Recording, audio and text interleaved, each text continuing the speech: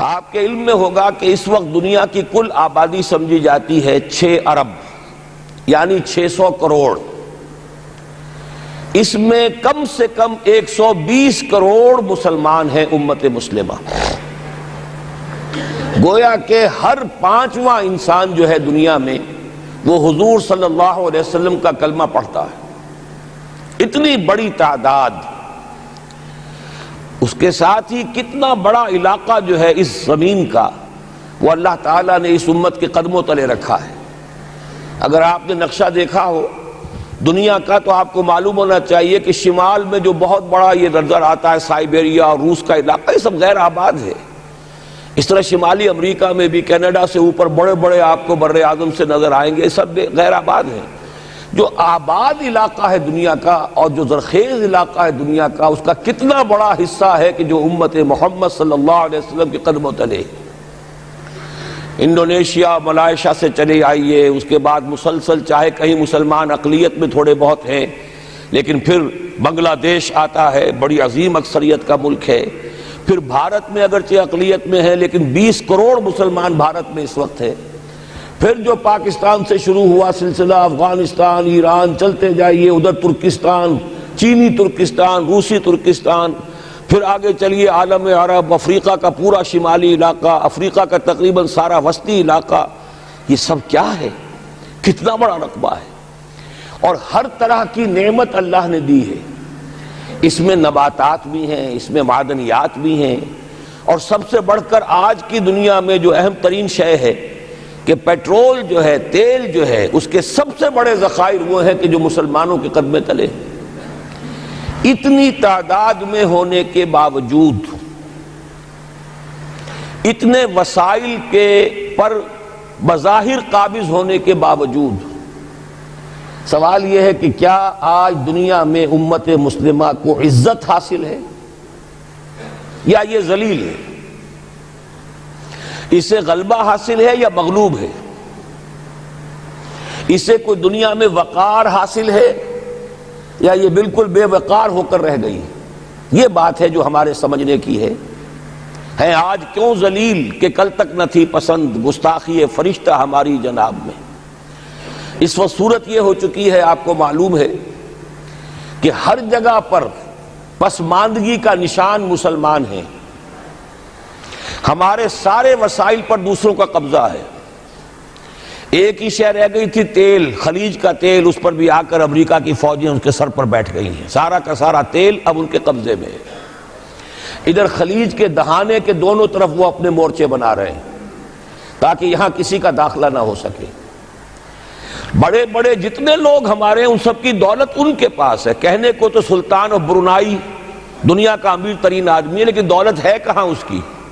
Invested تو وہی ہے، اسی کے بینکوں میں ہے، انہی کی کمپنیوں میں ہے. کسی کے پاس کچھ نہیں ہے. سعودی عرب کے کوئی ڈالرز ہیں تو کہاں ہیں؟ جیسے شہنشاہ ایران کا جو اثاثہ تھا، سرمایہ تھا، جو سارا کا سارا انہوں نے جو ہے وہ فریز کر لیا. تو یہ دولت تو ساری وہی ہے. کہنے کو ہے کہ آپ کے اکاؤنٹ میں اتنا روپیہ ہے، لیکن سوال یہ کہ وہ اکاؤنٹ فی الواقع کس کے قبضے میں ہے؟ پھر آپ کو معلوم ہے کس طریقے سے مسلمانوں کے ساتھ سلوک ہو رہا ہے. ہر جگہ پر جہاں چاہیں، جس طرح چاہیں انہیں ستا لیں. اور ان میں بھی سب سے بڑھ کر جو بات میں آپ سے کہوں گا، آج دنیا میں جتنے بڑے پیمانے پر محمد عربی صلی اللہ علیہ وسلم کی توہین و تذلیل ہوئی ہے، پوری انسانی تاریخ میں نہیں ہوئی. رشدی نے کتاب لکھی، بدترین حملے کیے. کیا رنگیلا رسول کتاب تھی جو لکھی تھی کسی ہندو نے، جس کو کہ ایک مسلمان نے پھر خنجر گھونپ کر اور ہلاک کر دیا تھا. وہ تو کچھ بھی نہیں تھی. اس کتاب کو رنگیلا رسول کو 100 سے ضرب دیجئے تو یہ کتاب بنتی ہے، سیٹنک ورسز. اور وہ ملینز نہیں بلینز کی تعداد میں شائع ہوئی. اس کے خلاف احتجاج اگر کسی نے کیا ہے تو ان کے اوپر جوتے پڑے ہیں، ان پر ڈنڈے پڑے ہیں. پوری مغربی دنیا اس کے پیچھے آ گئی ہے، سپورٹ کیا ہے. لے دے کے ایک ملک نکلا ایران، اس نے کم سے کم یہ کہ اس کے قتل کا فتویٰ تو دیا، لیکن کیا کرے، قتل کرنے کی تو نوبت نہیں آئی. پورا عالم عیسائیت اس کی پشت پناہ ہے، اس کی مدد کر رہا ہے. یہ اتنی بڑی توہین محمد رسول اللہ صلی اللہ علیہ وسلم کی اور آپ کی ازواج مطہرات کی اور یہ بظاہر ایک ایسے شخص کے ہاتھوں جس کا نام مسلمانوں کا سا ہے، اس کا اتنا بڑے پیمانے پر ہونا، اور پھر یہ کہ مسلمان 120 کروڑ ہونے کے باوجود کچھ نہیں کر سکتے۔ میں وہ چیزیں نہیں گنوانا چاہتا کہ 15 لاکھ جو ہیں وہ ہمارے افغان بھائی جو ہیں انہوں نے جانیں دی، فائدہ کس کو پہنچا؟ تاحال امریکہ کو، کہ اس کی جو مد مقابل قوت تھی USSR وہ ختم ہو گئی۔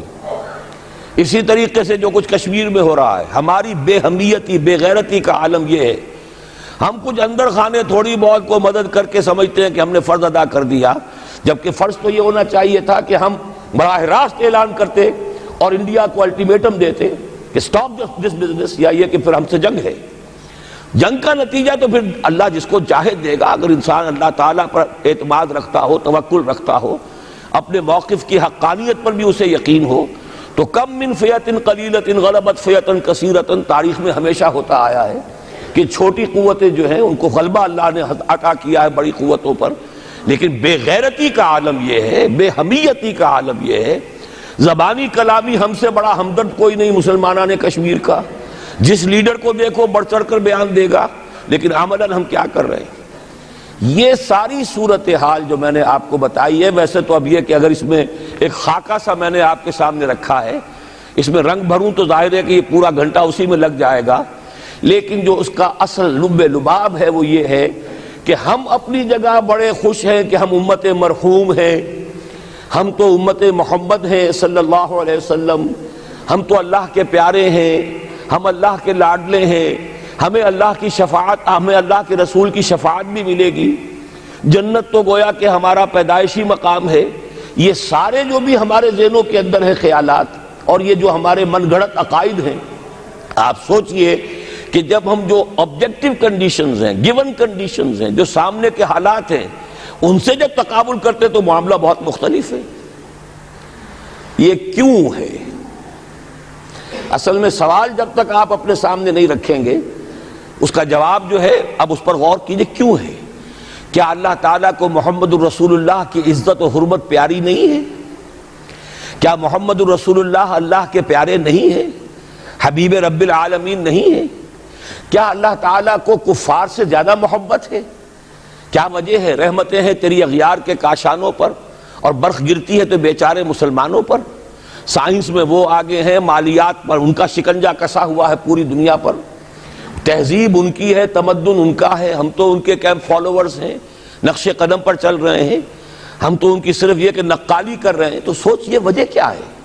کیا اللہ کو کفر زیادہ پسند ہے اسلام سے؟ کیا اللہ کو محمد الرسول اللہ صلی اللہ علیہ وسلم کی عزت و حرمت کا کوئی خیال نہیں؟ سوچنے کی بات ہے۔ ظاہر بات ہے کہ ان سوالات کا جواب تو ہاں میں آپ نہیں دے سکتے، یقیناً ایسا نہیں ہے۔ بہرحال وہ کافر ہیں، وہ اللہ کو نہیں مانتے، اللہ کے رسول کو نہیں مانتے، چلیے اللہ کو کسی نام سے مان لیا، گاڈ کہہ دیا، لیکن اللہ کے رسول کو تو نہیں مانتے۔ ایمان کا سارا دار و مدار تو رسالت پر ہے، اللہ کے اس کلام کو تو نہیں مانتے، اور اس کے باوجود ان کے لیے عزت ہے۔ رحمتیں ہیں تیری اغیار کے کاشانوں پر، برف گرتی ہے تو بیچارے مسلمانوں پر۔ یہ ایک لمحہ فکریہ ہے، یہ سوچنے کی بات ہے کہ ایسا کیوں ہے۔ اس کا جو جواب میں آپ کو دوں گا وہ ذرا سا کڑوا جواب ہے۔ نوارا تلخ ترمیزن چو ذوق نغمہ کمیابی، بات کہنی پڑتی ہے جب تک کہ کڑوی بات کہی نہ جائے، حقائق کو دیکھنے کی جرت پیدا نہ کی جائے، مواجہہ نہ کیا جائے، فیکٹس کو فیس نہ کیا جائے، اس وقت تک بات صحیح نہیں ہوگی، اور نہ ہم صحیح تشخیص کر سکیں گے، نہ صحیح تجویز کی طرف ہمارا ذہن منتقل ہوگا۔ میں بہت سخت بات کہہ رہا ہوں، آج آسمان کے نیچے اس زمین پر عذاب الہی میں گرفتار امت مسلمہ ہے۔ بالفعل آج ہم امت مرحومہ نہیں ہیں، رحمت والی امت نہیں ہیں، امت معذبہ ہیں۔ آج ہم پر اللہ کا عذاب ہے۔ وہ کیوں ہے؟ دیکھیے اللہ کا قانون یہ ہے، اور یہ اللہ کی سنت ہے، میں نے اپنی ایک کتاب میں اس پر مفصل بہت مضمون لکھا ہے، قرآن کا قانون عذاب۔ ایک عذاب تو آیا کرتا تھا ان قوموں پر جن کی طرف اللہ رسول بھیجتا تھا، اِنَّا أَرْسَلْنَا نُوحًا إِلَىٰ قَوْمِهِ، اگر رسول کی بات مان لی تو قوم کے لیے بہت خوشحالی ہے، مبارکباد ہے، اللہ کی رحمتوں کے سائے ہیں، اور نہیں مانی تو بربادی ہے، تباہی ہے، خاتمہ ہے۔ پوری قوم نوح غرق کر دی گئی، پوری قوم عاد ختم کر دی گئی، حضرت ہود کو نہیں مانا۔ پوری قوم سمود ختم کر دی گئی، حضرت صالح کو نہیں مانا۔ عمورہ اور صدوم کی بستیاں ختم کر دی گئی، حضرت لوط کو نہیں مانا۔ آل فرعون غرق کر دیے گئے، حضرت موسیٰ کو نہیں مانا۔ مدین کے علاقے کو تباہ کر دیا گیا، حضرت شعیب کو نہیں مانا۔ یہ بات سمجھ میں آ گئی؟ لیکن جب سے نبوت اور رسالت کا سلسلہ ختم ہوا، اس قسم کا عذاب اب دنیا میں نہیں آ سکتا۔ وَمَا كُنَّا مُعَذِّبِينَ حَتَّى نَبْعَثَ رَسُولًا، ایسا عذاب ہم نہیں بھیجتے رہے جب تک کہ رسول کو نہ بھیج دیں۔ رسول آ گیا، اس نے حق کو بیان کر دیا، بات کو کھول کھول کر مبرہن کر دیا، ہر چیز واضح کر دی، کوئی مغالطے کا امکان نہ رہا۔ جاء الحق وزهق الباطل، ہر شے جو ہے دودھ کا دودھ، پانی کا پانی جدا ہو گیا۔ اب بھی جس نے نہیں مانا تو معلوم ہوا اس میں کوئی خیر نہیں ہے، اب خیر کا فقدان ہے۔ تو اس قوم کو جیسے کہ آپ باغ کے اندر جھاڑو دے کر جب کوئی آندھی چلے تو پتے گرے ہوئے ہوتے ہیں، ان پتوں کو ایک جگہ جمع کر کے اسلائی دکھا دیتے ہیں تاکہ یہ پتے جو ہیں یہاں پر بدزیبی کا ذریعہ نہ بنے، تو پوری قوم ہلاک، کالم یغنوا فیہا، ایسے ہو گئے جیسے تھے ہی نہیں۔ یہ عذاب اب نہیں آئے گا، اس لیے کہ آخری نبی، آخری رسول محمد الرسول اللہ صلی اللہ علیہ وسلم۔ اب آج جو عذاب آتا ہے، دیکھیے کافروں کے لیے عذاب اصل میں آخرت میں ہے۔ دار العذاب، دار الجزا، وہ تو آخرت ہے، یہ تو دار الامتحان ہے۔ اب جو عذاب آتا ہے وہ اس قوم پر جو ہو تو حامل کتاب الہی، شریعت خدا بندی کی کسٹوڈین، اللہ کے رسول کی نام لیوا، اس کے ساتھ عشق کا دعویٰ کرنے والی، عمل اس کے برعکس ہو۔ حالانکہ اللہ نے اگر اسے وہ مقام دیا، اللہ نے اس کی طرف رسول بھیجا اور اسے رسول کے امتی بننے کا شرف عطا کیا، اسے اپنا کلام دیا، کتاب دی، اسے اپنی شریعت دی، تو کس لیے دی؟ تاکہ اس پر خود بھی عمل کریں، اسے دوسروں تک بھی پہنچائیں۔ وہ گویا کہ اس روئے ارضی پر وہ امت، وہ قوم اللہ کی نمائندہ قوم ہوتی ہے، ریپرزنٹیٹو ہوتی ہے۔ اے انسانوں، ہمارے پاس ہے تمہارے خالق اور مالک اور پروردگار کا قانون، ہمارے پاس ہے اس کی ہدایت، ہمارے پاس ہے اس کی کتاب، ہمارے پاس ہے اس کے رسول کا اسوہ۔ آؤ ہماری طرف، ہمیں جانچو، ہمیں پرکھو، ہمیں دیکھو، ہم واقعتاً اسی کتاب کے مطابق چل رہے ہیں نا؟ دیکھ لو ہم جو کہتے ہیں وہی کرتے ہیں نا؟ وہی بات تو نہیں ہے کہ لما تقولون ما لا تفعلون، کبر مقتا عند اللہ ان تقولوا ما لا تفعلون۔ آؤ دیکھو ہم نے اس کتاب کے مطابق، اللہ کی ہدایت کے مطابق کیسا اچھا معاشرہ بنایا ہے، کیسا انصاف ہے، کیسا امن ہے، کیسا بھائی چارہ ہے، کیسی اخوت ہے۔ آؤ دیکھو ہمارے ہاں تقسیم دولت کا نظام کتنا صحیح ہے۔ ایسا نہیں ہے کہ کوئی جو ہے اسے دولت کی بدہضمی ہو رہی ہو اور کوئی وہ ہے کہ جو بھوکا مر رہا ہو، ایسا نہیں ہے۔ دیکھو ہمارے ہاں انسانی شرافت، انسانی عزت، انسانی پریسٹیج اور انسانی حقوق بہتر سے بہتر شکل میں موجود ہیں، حریت ہے، آزادی اظہار رائے ہے، سب کچھ ہے۔ یہ کام اگر وہ امت کرے تو اس سے زیادہ خوش نصیب کوئی نہیں۔ پھر دنیا میں اس کو غلبہ ہوگا، دنیا کی خلافت اس کو دی جائے گی، دنیا کی امامت اس کو دی جائے گی، دنیا کی قیادت اس کو دی جائے گی۔ جیسے کبھی اقبال نے کہا تھا کہ سبق پھر پڑھ شجاعت کا، عدالت کا، صداقت کا، لیا جائے گا تجھ سے کام دنیا کی امامت کا۔ لیکن پھر وہی سبق پڑھنا پڑے گا جو صحابہ کرام نے پڑھا تھا۔ جب صحابہ کرام نے وہ سبق پڑھا تھا تو دنیا کی امامت اللہ نے ان کو عطا کی تھی کہ نہیں کی تھی؟ اگر تو اس کے مطابق عمل ہے تو ان سے زیادہ اللہ کو محبوب کوئی نہیں، اور اگر طرز عمل برعکس ہو جائے، کہیں کچھ اور کریں کچھ اور، کہیں یہ کہ قرآن پر ہمارا ایمان ہے اور اس کے قانون کو نافذ نہ کریں، کہیں یہ کہ ہماری تو محبوب ترین شخصیت محمد ہیں اور ان کی سنت کے اوپر عمل نہ کریں صلی اللہ علیہ وسلم. قرآن نے جس شے کو حرام کیا ہے اس پر اس کا استعمال کر رہے ہوں. اگر طرز عمل یہ ہو اور یہ طرز عمل اس حد کو پہنچ جائے کہ دنیا تانے دے یہ مسلمان کہاں اسلام دنیا میں ہمیں دکھاؤ, کہاں اسلام؟ یہ مسلمان کیا اسلام پر کاربند ہے؟ جارج برنارڈ شاہ نے کہا تھا کہ میں جب قرآن پڑھتا ہوں تو محسوس کرتا ہوں اس سے بہتر کتاب کوئی ممکن نہیں, لیکن جب مسلمانوں کو دیکھتا ہوں تو محسوس کرتا ہوں ان سے زیادہ ذلیل قوم دنیا میں کوئی نہیں. یہ کنٹراسٹ ہے جو ہم اپنے وجود سے پیش کر رہے ہیں. کیا اس کی وجہ سے لوگ اسلام کی طرف راغب ہوں گے یا اسلام سے متنفر ہوں گے؟ کیا ہمارا منہ ہوتا ہے ہم باہر جاتے ہیں؟ اسی لیے ہم تو تبلیغ, میں تو کم سے کم وہاں جا کر جو مسلمان کھوئی ہوئی بھیڑیں ہیں امت محمد صلی اللہ علیہ وسلم کی, انہی کو ریکلیم کرنے کی کوشش کرتا ہوں. جیسے کہ حضرت مسیح نے کہا تھا میں تو بنی اسرائیل کے گھرانے کی کھوئی ہوئی بھیڑوں کی تلاش میں آیا ہوں. میرا منہ نہیں ہے کہ میں وہاں کسی امریکن سے بات کروں. وہ یہ کہے گا تم اپنا گھر تو سنوارو, فزیشن ہیل تھائی سیلف. تم ایک چھوٹا سا ملک نہیں چلا سکتے, تم نے اس کا بیڑا غرق کر کے رکھ دیا ہے. تم نے اسے کورٹ آف وارڈ بنوا دیا ہے IMF کا. ہاں یہاں تو گھڑی گھڑی جو ہے قرقمین آتے ہیں IMF کے اور ورلڈ بینک کے قرقی کرنے کے لیے. ہر روز ایک نئی قرقی ہو رہی ہے, ہر روز جو ہے آج پھر گاڑیوں کا کرایہ بڑھ رہا ہے, بجلی کا کرایہ قرقی ہو رہی ہے. عوام کے اندر جو بھی راہسا رہ گیا اسے بھی چوسنے کا اور کشید کرنے کے لیے.